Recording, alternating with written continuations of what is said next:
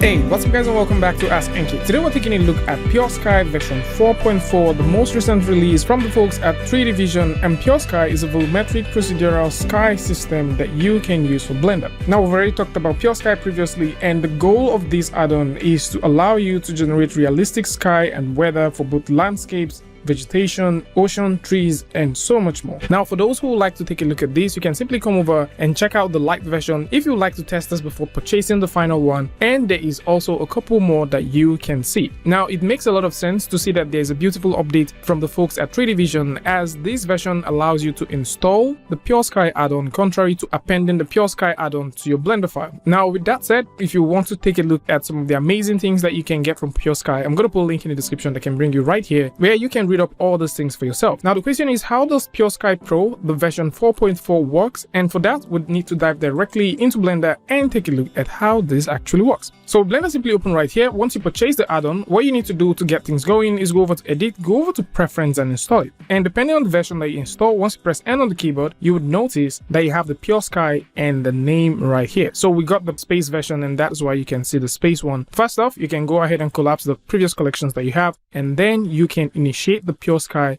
4.4.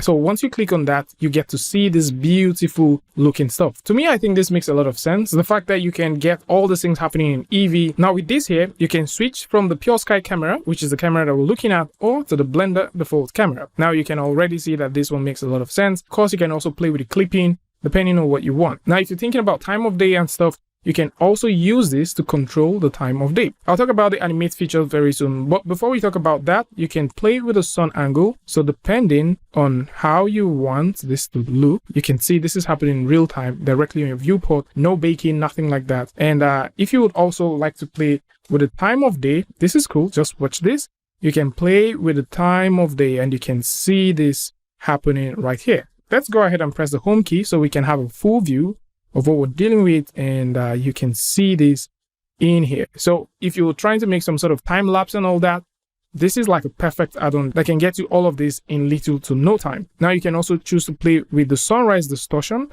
which is also pretty cool. You can also proceed to play with the cloud. So depending on what you want, you can also play with the cloud wind. So in case you just want to move the sticks back and forth.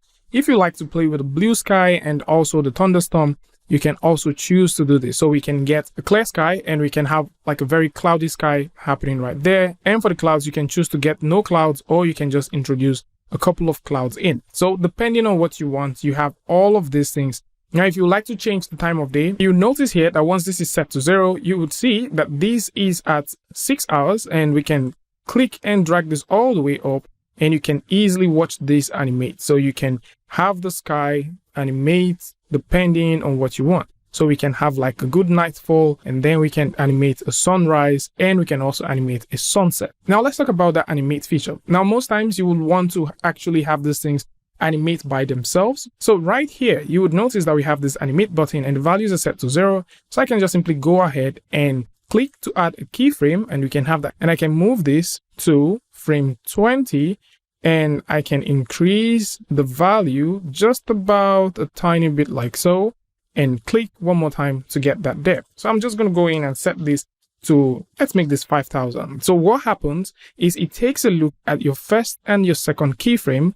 It takes a look at the value, and it would use that value to create some sort of continuous animation that happens. So once we press the playback button, you would notice that after that keyframe, the animation continues. So we can use this to drive a normal daylight event that would just continually happen as your animation proceeds. You no longer need to think about how will this work, what am I supposed to do. All you need to do is create 2 keyframes and press the playback button and actually allow these things process themselves for you.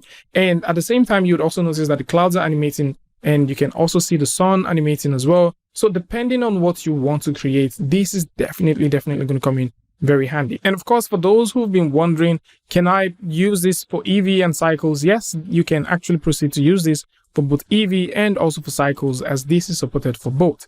But then if you want to push this a little bit further, let's say maybe there's a couple of other things that you like to create, you want to add some more stuff to this, of course you can. So if you go over to the world section, you can also see some very cool parameters that you can tweak. So regardless of the end panel parameters that you have right here that you can tweak, you also have even way more parameters right here. So we can go over to the volume section and we can choose to play with how we want the volumes for the cloud. And you can even do way more stuff with this one. You can also click on the drop down to actually play with the fog and also play with the fog density.